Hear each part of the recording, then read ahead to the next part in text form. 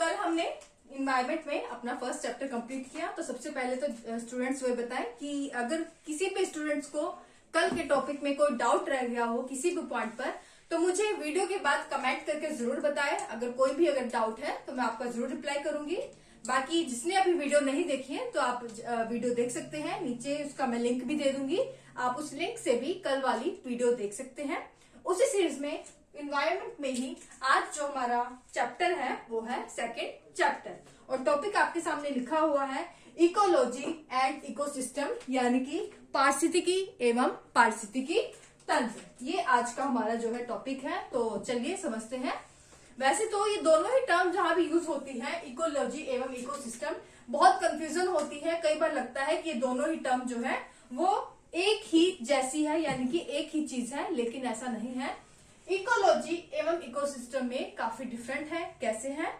अगर आप कहें इजी वे में समझना चाहें तो आप ऐसे समझ सकते हैं कि इकोसिस्टम का एक बड़ा रूप क्या है, इकोलॉजी है, जबकि इकोलॉजी का एक छोटा रूप आपका क्या हो गया, इकोसिस्टम।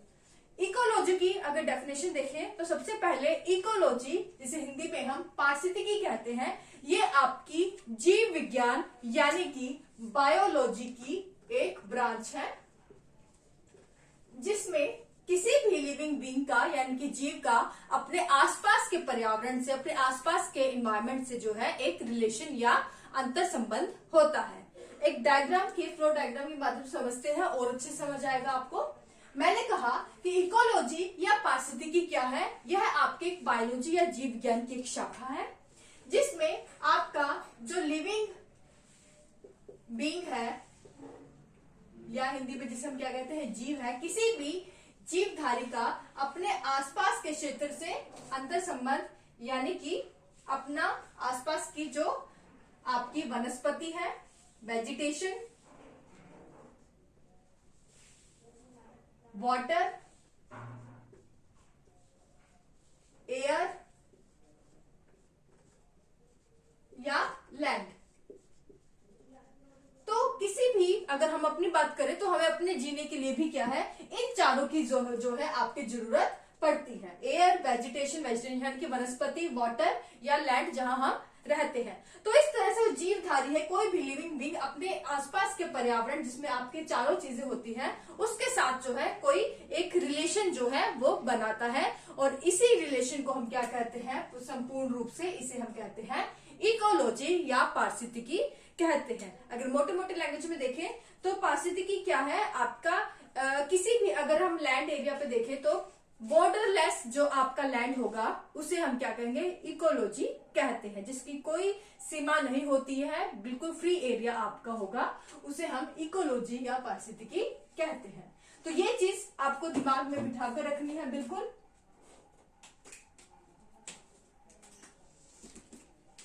तो ये डायग्राम हमेशा याद रखें, आपको एग्जाम में हेल्प करेगा। अगर आपको इकोलॉजी की डेफिनेशन नहीं याद आ रही है तो इस डायग्राम को अपने माइंड में जरूर बनाकर रखें कि लिविंग बीइंग का अपने आसपास के एनवायरनमेंट से जो रिलेशन बनता है, अपने उसके साथ जो अंतरक्रिया संबंधित करता है, उसे हम क्या कहते हैं, इकोलॉजी या पारिस्थितिकी कहते हैं। अब दूसरी चीज हम देखते हैं कि इकोलॉजी जो टर्म थी सबसे पहले किसने दी। तो इकोलॉजी सबसे पहले जो टर्म है वो आपके दी रेटर ने। किसने दी? रेटर ने।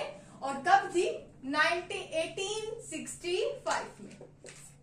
अगर ऑप्शन में आपके रेटर है तो पूछा गया है कि सबसे पहले जो टर्म है, इकोलॉजी टर्म है, किसने दी। तो अगर ऑप्शन में रेटर है तो आप रेटर को टिक लगाएंगे। बाय चांस अगर आपका ऑप्शन में रेटर की जगह क्या है, अर्नेस्ट हैक्ले है, क्या है, अर्नेस्ट हैक्ले साइंटिस्ट का नाम दिया गया है, तो इन्होंने, वैसे तो ये टर्म जो है 1869 में दी, तो लेकिन कंफ्यूजन बिल्कुल मत रखिएगा। एग्जाम में मल्टीपल चॉइस क्वेश्चन आए तो पहले आपकी प्रायोरिटी रेटर होनी चाहिए। बाय चांस अगर ये ऑप्शन नहीं है तो अगर अर्नेस्ट हैक्ले लिखा हुआ है तो आप वहां टिक कर देंगे कि इन्होंने जो है आपका सबसे पहले इकोलॉजी टर्म को दिया। तो ये चीज याद रखें। अब हमें क्लियर हो गया कि इकोलॉजी क्या है। इकोलॉजी क्या है? लिविंग बीइंग, जीवधारी अपने आसपास के पर्यावरण से जो अंतर संबंध स्थापित करते हैं उसे हम क्या कहते हैं? इकोलॉजी कहते हैं। अब हम भी समय के साथ जो मनुष्य है वो भी थोड़ा है अपग्रेड होता गया, मॉडर्न होता गया, उसी तरह डेफिनेशन भी टाइम टू टाइम जो है बदलती रहती है। अब ये डेफिनेशन को, इकोलॉजी की डेफिनेशन को थोड़ा व्यापक रूप दे दिया गया है, थोड़ा ब्रॉड लेवल में। अब इन चारों के साथ साथ जो है एक और चीज जोड़ दी गई है कि जीवधारियों का, लिविंग बींग्स का अपने आसपास के एनवायरमेंट से तो वो आपका रिलेशन बनाता ही है, उससे तो हम इकोलॉजी कहते ही हैं। साथ में जो रिलेशन वो अपने आसपास के समुदाय ग्रुप से बनाता है, एक सोसाइटी से रिलेशन बनाता है, उसे भी हम क्या कहते हैं, सम्मिलित रूप से हम उसे भी इकोलॉजी कहते हैं।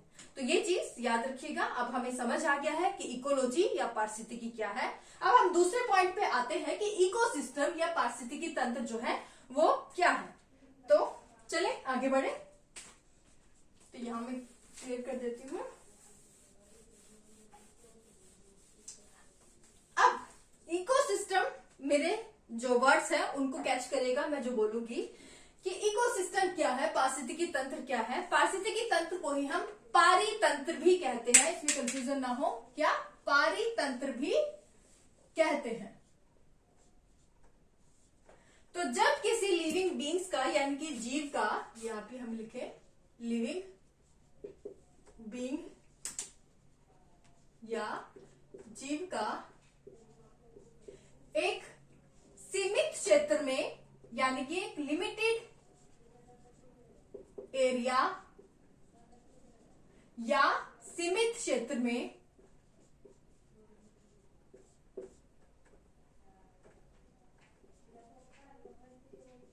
अपने आसपास के पर्यावरण से जो रिलेशन स्थापित करता है, जो अंतर संबंध स्थापित करता है, उसे हम क्या कहते हैं, पारिस्थितिकी तंत्र या पारितंत्र कहते हैं, इकोसिस्टम कहते हैं।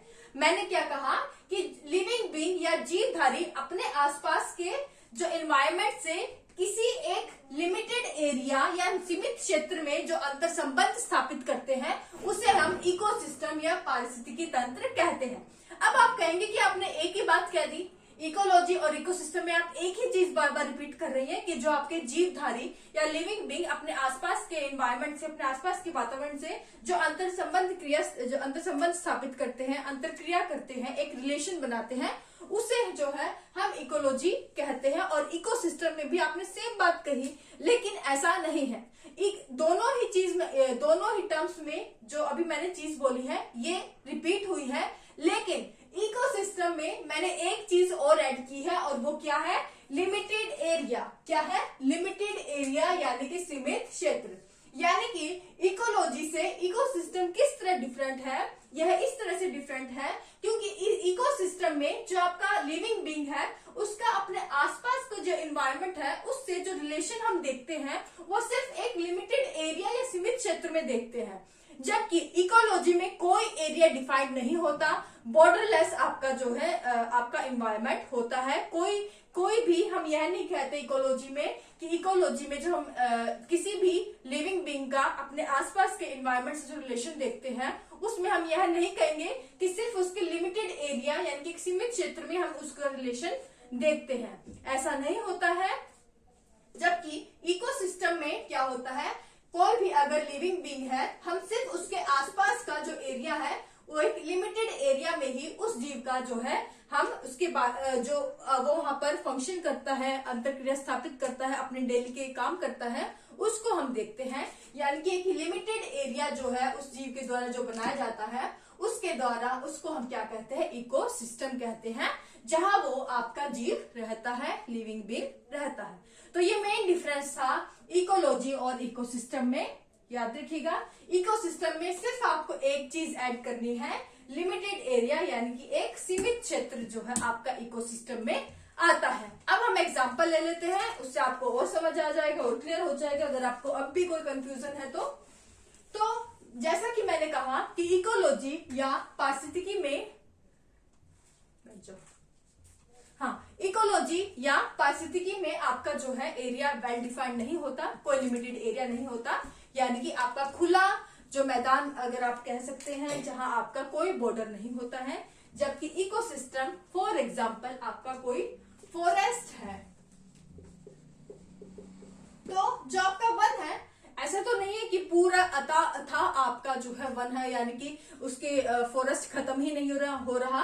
तो फॉरेस्ट भी आपका लिमिटेड आपको मिलेगा, एक सीमित क्षेत्र में आपको फॉरेस्ट मिलेगा। तो उसे हम क्या कहेंगे कि ये आपका फॉरेस्ट इकोसिस्टम है, वन पारिस्थितिकी तंत्र है। इसी तरह अगर आपकी कोई लेक देख ले, झील देख ले, तो जो लेक है आपकी, जो पानी है झील में, जो मछलियों का वो आपका क्या है, आपके फिशेस का, उनके आसपास जो है आपका जो लेक में जो भी पर्यावरण है उसके साथ जो है उसके अंदर वो अंतरक्रिया करती है।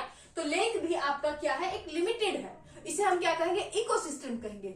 इसी तरह आपका लैंड इकोसिस्टम हो जाएगा, स्थलीय पारिस्थितिकी तंत्र हो जाएगा। तो ये आपको मैंने एग्जाम्पल दिया है कि इकोसिस्टम क्या है, जो कि आपका एक लिमिटेड एरिया में होता है। तो ये चीज आपको याद रखनी है। अब जैसे कि हमने देखा था कि इकोलॉजी को फर्स्ट जो टर्म दी थी वो दी थी रेटर के द्वारा और अर्नेस्ट हैक्ले के द्वारा जो है पहली बार इकोलॉजी टर्म यूज की गई थी। अब इकोसिस्टम की बात करें तो इकोसिस्टम जो है फर्स्ट यूज की गई थी टर्म इकोसिस्टम टैंसले के द्वारा। और ये कब टर्म यूज की गई, 1935 में। तो ये वाला क्वेश्चन काफी बार पूछा जा चुका है कि इकोसिस्टम फर्स्ट यूज्ड बाय, तो किसके द्वारा सबसे पहले यूज की गई, टैंसले के द्वारा 1935 में। तो ये था आपका इकोलॉजी और इकोसिस्टम में मेन डिफरेंस, जिसमें इकोलॉजी जो है आपका एक बड़ा रूप है इकोसिस्टम से। एक इकोलॉजी में बहुत सारे इकोसिस्टम जो है वो आपके आ सकते हैं। तो ये था मेन डिफरेंस। अब हम आगे बढ़ते हैं। तो आई होप ये क्लियर हो गया हो। अगर आपको कोई भी डाउट रह गया हो तो आप नीचे मुझे वीडियो के बाद में कमेंट करके पूछ सकते हैं, या फिर आप मुझे टेलीग्राम ग्रुप पर मैं वीडियो डालूंगी, उसके नीचे आपको कमेंट करने का भी ऑप्शन मिलता है, वहां भी अगर आप चाहे तो मुझे कमेंट कर सकते हैं। इंस्टाग्राम पर मैं डीएम करके मैसेज करके आप मुझसे कोई भी क्वेश्चन जो है पूछ सकते हैं। और दोनों का ही लिंक, टेलीग्राम और इंस्टाग्राम का, मैं नीचे डिस्क्रिप्शन में दे दूंगी, आप चाहे तो वहां से फॉलो कर सकते हैं। तो अब हम देखते हैं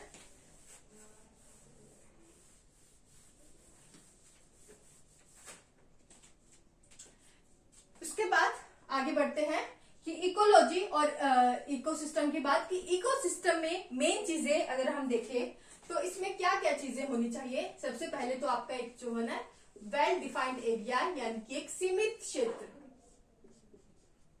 लिमिटेड एरिया जो आपका इकोसिस्टम में होता है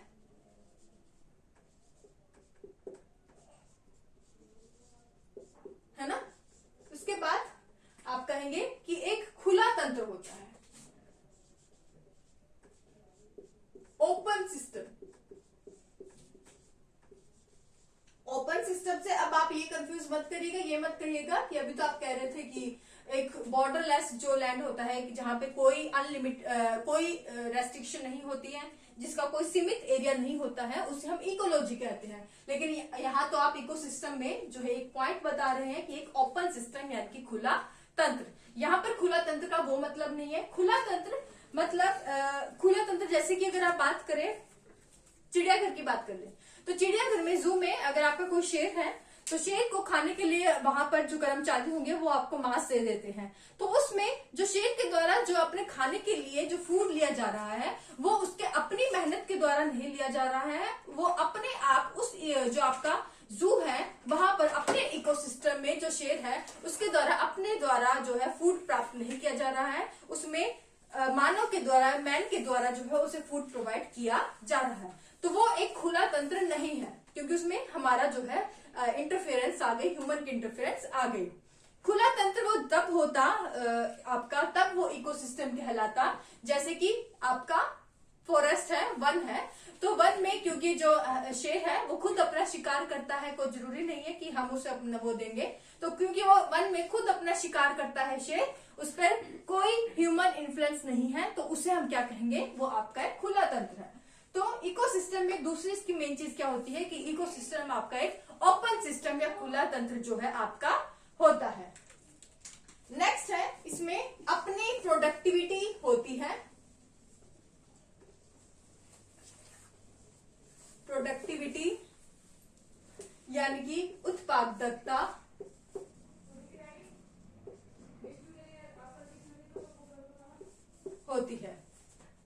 मतलब अपनी प्रोडक्टिविटी या उत्पादकता से क्या मतलब है कि जैसे कि अगर हम बात करें फॉरेस्ट की, अगर हम बात कर रहे हैं तो बात करें तो फॉरेस्ट में क्या है, हम ये कोई जरूरी नहीं है कि वहां पर जो है अपने आप हमें हमेशा पानी देने जाना पड़ेगा कि किसी भी पेड़ को उसके उगने के लिए या फिर उसे बड़ा करने के लिए हमें कोई ह्यूमन इंटरफेरेंस की जरूरत नहीं है। पेड़ों को अच्छी घनी वो अपनी घने पेड़ बन जाए उसके लिए हम खाद डालने नहीं जाते हैं, पानी की अगर उन्हें जरूरत हो उन्हें पानी देने नहीं जाते हैं। यानी कि जो फॉरेस्ट है अपने आप जो है फल फूल रहा है। तो अपनी प्रोडक्टिविटी किसी भी इकोसिस्टम की जो है वो होनी चाहिए। तो ये है मतलब कि इकोसिस्टम की अपनी प्रोडक्टिविटी या उत्पादकता जो है वो होती है। उसके बाद नेक्स्ट है कहते हैं कि किसी भी इकोसिस्टम या पारिस्थितिकी तंत्र में आपकी जो है तीन मेन चीजें जो है इंपॉर्टेंट होती है, तीन इसके मेन घटक होते हैं। कौन कौन से? सबसे पहला है आपका एनर्जी या ऊर्जा, दूसरा बायोटिक यानी कि जैविक, और थर्ड है आपका एबायोटिक यानी कि अजैविक, जिसमें अभी तीनों चीजें जो है किसी भी इकोसिस्टम के लिए इंपॉर्टेंट है, किसी भी पारिस्थितिकी तंत्र के लिए जरूरी है। कैसे? ऊर्जा एनर्जी, तो सूरज से हमें जो है आपका एनर्जी मिलती है। उससे जो आपकी पृथ्वी पर जो आपकी वनस्पति है, वेजिटेशन है, वो आपकी फल फूलती है, उससे हम सूर्य से एनर्जी लेकर वो जो आपकी बड़ी होती है। उसके बाद जो जैविक है यानी कि जो फल आपकी वनस्पति है, वेजिटेशन है, वो आपके एनवायरमेंट में एबायोटिक कंपोनेंट यानी कि अजैविक जो है चीजें जो है छोड़ती हैं, जैसे कि आपकी ऑक्सीजन जो है वो आपके एनवायरमेंट में देती है। तो इस तरह से किसी भी इकोसिस्टम के लिए ये हमारी तीन चीजें जरूरी है। एनर्जी सूरज से, उसके बाद जिससे हमारे जो है जैविक आपके पौधे, पेड़ पौधे हैं वो आपके उगते हैं, जो कि अजैविक चीजें जैसे कि आपके ऑक्सीजन जो है, आपके कई प्रकार की जो गैसें आपके एनवायरमेंट में जो मौजूद है वो आपके तीसरे पॉइंट में आ जाएंगी। तो ये तीन चीजें जो है आपके किसी भी इकोसिस्टम या पारिस्थितिकी तंत्र के लिए इंपॉर्टेंट है। उसके बाद अब हम बहुत इंपॉर्टेंट चीज जो है आपका इकोसिस्टम के अंदर पढ़ने वाले हैं, और जो कि किसी भी इकोसिस्टम या पारिस्थितिकी तंत्र को जो है आपका स्ट्रॉन्ग बनाता है। तो अब हम देखेंगे एक नंबर पिरामिड, जिसे हम क्या कहते हैं? संख्या पिरामिड। तो याद रखिएगा कि किसी भी इकोसिस्टम के स्ट्रॉन्ग होने के लिए, कोई मजबूत इकोसिस्टम अगर आपको बोले, तो उसके लिए जो संख्या पिरामिड है, नंबर पिरामिड है, वो किस तरह का होना चाहिए? तो हमेशा आपका अगर स्ट्रॉन्ग पिरामिड, अगर आप चाहते हैं कि आपका इकोसिस्टम स्ट्रॉन्ग हो, तो हमेशा आपका जो है नंबर पिरामिड, संख्या पिरामिड है उस इकोसिस्टम का, वो हमेशा आपका सीधा जो है होना चाहिए, जिसमें जो आपका बेस है वो ब्रॉड होना चाहिए। तो बेस से हमारा यहां पर क्या मतलब है? प्रोड्यूसर्स यानी कि उत्पादक, और यहां पर आपके प्राइमरी कंज्यूमर या जो आपके प्राइमरी उपभोक्ता है वो, दूसरे है आपके सेकेंडरी कंज्यूमर या सेकेंडरी उपभोक्ता। अब प्रोड्यूसर या उत्पादक जैसे कि आपके जो पेड़ पौधे हैं वो आपके आगे फॉरेस्ट आ गए, फॉरेस्ट यहाँ पे हम ट्री लिखते हैं तो प्लांट्स लिख लें, तो यहाँ पर आगे प्लांट्स आपके पेड़ पौधे आ गए, जो कि आपका जिसे हम उत्पादक या प्रोड्यूसर्स कहते हैं। उन्हें खाने वाले को हम क्या कहते हैं? प्राइमरी उपभोक्ता यानी कि जो प्राइमरी कंज्यूमर है। जैसे कि अगर आप हम हिरण की बात कर ले, बकरी की बात कर ले, तो बकरी जो है आपका हरी घास को खाती है, तो वो यहाँ पर आगे प्राइमरी आपकी उपभोक्ता, प्राथमिक उपभोक्ता क्या हो गई यहाँ पर आपकी? बकरी या गोट। तो ये आपकी होगी बकरी, और बकरी को भी आपका जो है कौन खाता है? उसको अगर आप देखें तो यहाँ पे हम शेर का नाम लिख लेते हैं, तो शेर हो गया आपका सेकेंडरी कंज्यूमर या फिर जो आपका द्वितीयक उपभोक्ता आपका शेर हो गया। तो अगर इसमें हम एग्जांपल, मैंने क्यों कहा कि आपका जो किसी भी इकोसिस्टम का स्ट्रॉन्ग होने पे डिपेंड करता है कि उसका जो संख्या पिरामिड बनना चाहिए वो हमेशा सीधा बनना चाहिए, जिसका जो बेस है वो ब्रॉड होना चाहिए। क्यों? मान लीजिए अगर आपका जो आपका सेकेंडरी करें, अगर मान लीजिए अगर उल्टा हो जाएगा, यानी कि ये ऐसा हो जाए मान लीजिए, तो आपका इकोसिस्टम को हम उसे स्ट्रॉन्ग कहेंगे या नहीं कहेंगे? नहीं कहेंगे। क्यों? अगर ऐसा हो जाएगा तो बेस पे जो आपके कौन है, प्लांट्स है, उसके बाद आपकी आ गई गोट, बकरी, और उसके बाद आपका उसको भी खाने वाला शेर आ गया। तो जब प्लांट्स आपके इतने कम होंगे जिससे कि आपका गोट का जो है, बकरी का पेट ही नहीं भरता, तो आपकी जो है बकरी जो है वो जी नहीं पाएगी, वो मर जाएगी। तो जिससे बकरी को खाने वाला जो शेर है वो भी जो है जी नहीं पाएगा, क्योंकि उसके खाने के लिए जो है उसके पास फूड अवेलेबल नहीं है। तो इस तरह से ये इकोसिस्टम आपका चल नहीं पाएगा। इसलिए कहा जाता है कि किसी भी स्ट्रॉन्ग इकोसिस्टम होने के लिए आपका जरूरी है कि उसका जो नंबर पिरामिड हो, संख्या पिरामिड हो, वो हमेशा सीधा हो। तो प्रोड्यूसर्स को जो आपके खाते हैं, आपका उनपे जो आपका फूड लेते हैं, उसे हम हर्बीवोरस भी कहते हैं। हर्बीवोरस उन्हें कहते हैं जो आपकी हरी वनस्पतियों को खाते हैं, और जो हरी वनस्पतियों को खाने वाले को हम क्या कहते हैं, हर्बीवोरस। और जो उन पर भी ईट करते हैं, उनको फीड करते हैं, उसको हम बोलते हैं कार्निवोरस। कार्निवोरस हम उसे कहते हैं जो कि आपके एनिमल्स को खाते हैं। और ऐसे जीव जो कि सब कुछ खा लेते हैं, हरे आपके वनस्पति भी खा लेते हैं, आपके जीव जंतु को भी खा लेते हैं, उसे हम सर्वाहारी या ओमनीवोरस कहते हैं, जो कि जिसका जीता जाता एग्जाम्पल ह्यूमन बींग्स है। हम जो है सब कुछ खा लेते हैं, हम अपनी हरी सब्जियां भी खाते हैं। तो हम क्या है, आपके कई जो है आपके नॉन वेज भी होते हैं, यानी कि वो अपना नॉन वेज भी खा लेते हैं। तो ऐसे जीवों को हम क्या कहते हैं, ओमनीवोरस या सर्वाहारी जो है उन्हें हम कहते हैं। तो ये चीज आप याद रखिएगा। तो ये था आपका नंबर पिरामिड या संख्या पिरामिड। उसके बाद हमारा जो दूसरा है वो है आपका एनर्जी पिरामिड। तो एनर्जी पिरामिड की बात कर लेते हैं। ऊर्जा पिरामिड जो है आपका कैसा होता है, तो ऊर्जा पिरामिड भी जो है आपका हमेशा सीधा होना चाहिए। तो ऊर्जा पिरामिड भी सीधा होना चाहिए। क्यों? यहां भी हम समझ लेते हैं। ऊर्जा पिरामिड के बारे में आपको एक चीज हमेशा याद रखनी है, जो कि एग्जाम्स में पूछी जाती है, एनर्जी पिरामिड या ऊर्जा पिरामिड कि ऊर्जा जो पिरामिड में आपकी जो एनर्जी ट्रांसफर होती है आपके नीचे से ऊपर की ओर, यानी कि जो पेड़ पौधों को जो खाते हैं आपका, उसके बाद जो उन्हें खाते हैं प्राइमरी कंज्यूमर्स को खाते हैं, उसके बाद वो कार्निवोरस। तो ऐसे जब चीज कोई भी खाते हैं, अगर हम खाना खाए उसके बाद जो है हमें कुछ एनर्जी मिलती है। तो खाने के बाद जो हमें एनर्जी मिलती है, उसके बाद अगर हमें भी मान लीजिए शेर खा ले, तो शेर को भी हमें खाने से जो एनर्जी मिलेगी, तो जो एनर्जी ट्रांसफर हो रही है, हमने खाए आपके वेजिटेशन खाई, आपकी वनस्पति खाई, उससे हमारे खाने से कंपेयर करें, आपका अगर शेर ने जो हमें खाया है, तो जो एनर्जी ट्रांसफर हुई है, तो कितने % जो एनर्जी ट्रांसफर होती है। तो एनर्जी पिरामिड में आप याद रखिएगा कि आपके एक लेवल से, एक ट्रॉपिक लेवल से दूसरे ट्रॉपिक लेवल में हमेशा 10% जो है एनर्जी ट्रांसफर होती है। मान लीजिए आपके जो प्लांट्स है उसमें जो एनर्जी है, जो उसने आपके सीधा सनलाइट से ली है, तो उसके पास जो है एनर्जी है मान लीजिए 100% है।